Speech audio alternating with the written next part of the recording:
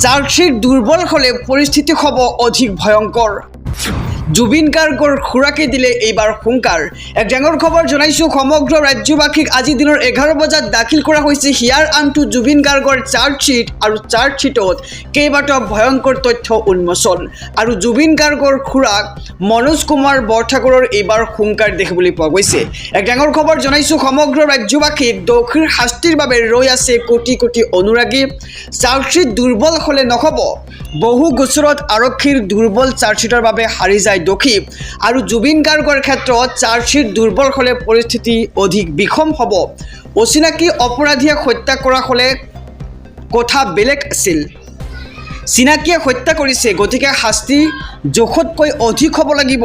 এক ডাঙৰ খবৰ জনাইছো শিৱসাগৰৰ পৰা জুবিন গাৰ্গৰ খুৰাকে দিলে এইবাৰ হুংকাৰ।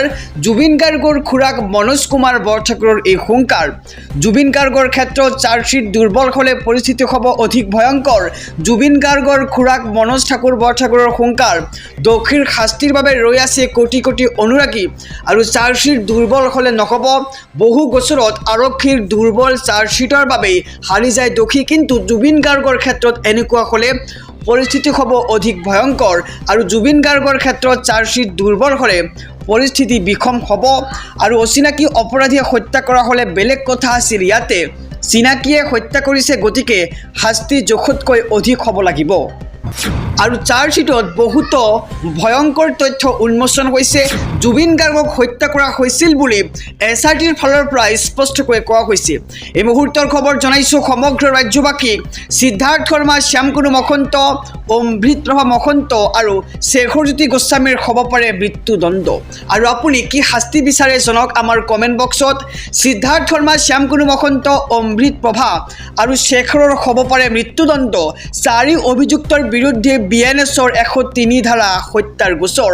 আৰু এই ধাৰাত দোষী সাব্যস্ত হলে মৃত্যুদণ্ডৰ শাস্তি নিশ্চিত অথবা যাৱজ্জীৱন কাৰাদণ্ড বিহিব পাৰে আদালতে। আৰু আপুনি যাৱজ্জীৱন কাৰাদণ্ড বিচাৰে নে মৃত্যুদণ্ড বিচাৰে সেয়া আমাৰ ভিডিঅ'ৰ কমেণ্ট বক্সত জনাব পাৰে। সিদ্ধাৰ্থ শৰ্মা, শ্যামকুনু মহন্ত, অমৃতপ্ৰভা আৰু শেখৰৰ বিৰুদ্ধে এই ধাৰা। অন্যহাতে আন 3 অভিযুক্তৰ বিৰুদ্ধে আছে ভয়ংকৰ ধাৰা।